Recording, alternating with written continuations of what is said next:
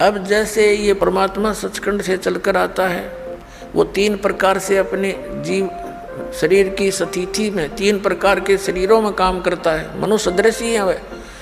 जैसे एक शरीर में तो सतलोक में रहता है,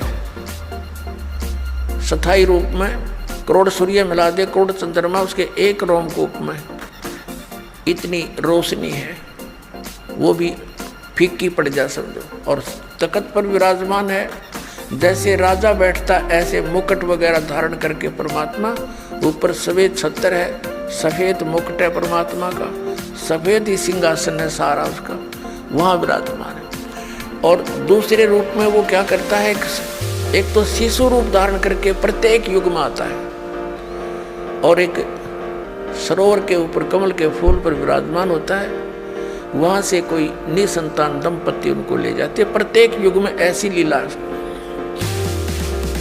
और फिर वो कुंवारी गायों का दूध पीता है,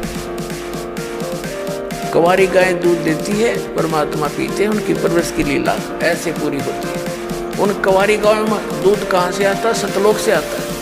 और फिर ये तो मालिक की दूसरी स्थिति हुई शरीर की।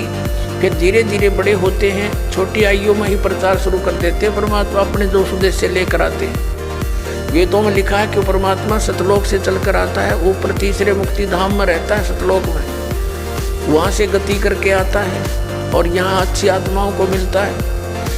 किस उद्देश्य से आता, उपदेश करने के लिए, तत्व ज्ञान समझाने के लिए आता है।